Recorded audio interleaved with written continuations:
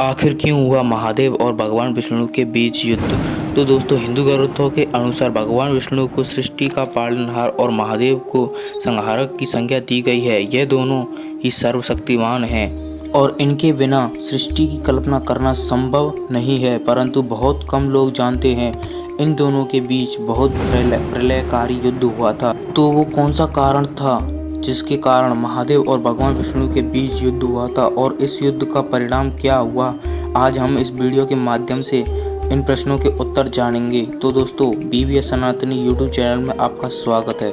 तो मित्रों, समुद्र मंथन के दौरान जब उसमें से अमृत कलश निकला, तब असुरों के हाथों से बचाने के लिए भगवान विष्णु ने अपनी मायावी शक्तियों के माध्यम से कई सारी अप्सराओं को प्रकट किया।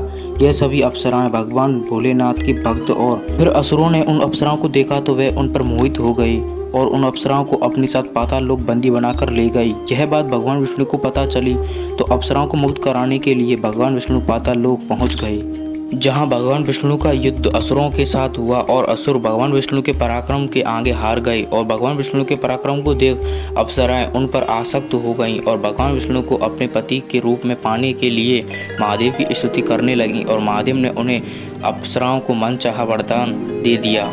इस वरदान के कारण भगवान विष्णु जगत की जिम्मेदारियों और कर्तव्यों को छोड़कर अप्सराओं के साथ पाताल लोक चले गए।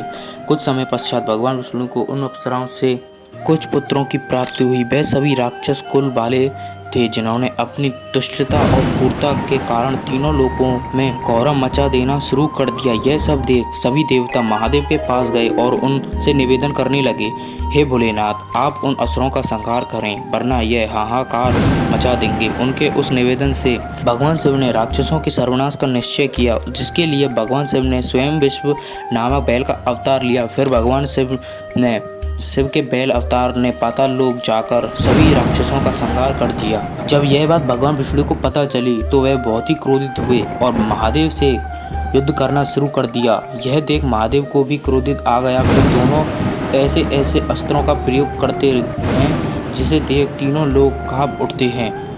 दरअसल यह युद्ध साधारण युद्ध नहीं बल्कि ब्रह्मांड की दो सबसे बड़ी ताकतों के बीच का युद्ध था। इसलिए एक लंबे समय तक यह युद्ध चला। फिर एक वक्त भी आया जब दोनों ने अपने अपने दिव्य अस्त्रों का प्रयोग किया। दोनों इस युद्ध में तो भगवान शिव विजय भये, न भगवान विष्णु। मतलब इस युद्ध का कोई निर्णय नहीं हो सका। पर इस भयानक और बड़े युद्ध के बाद सृष्टि का संतुलन डगमगा गया।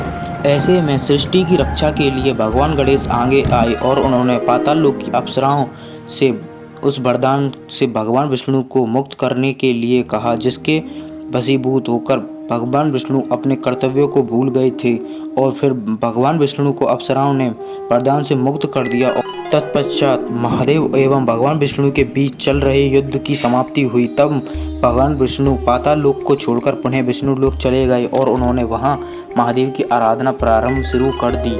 इसके दौरान भगवान विष्णु को महादेव से सुदर्शन चक्र की प्राप्ति हो गई, क्योंकि भगवान विष्णु अपना सुदर्शन चक्र पाताल लोक छोड़ गए थे। मित्रों, वीडियो यहाँ पर समाप्त होती है। अगर आपको अच्छी लगी हो तो चैनल को अवश्य सब्सक्राइब करना।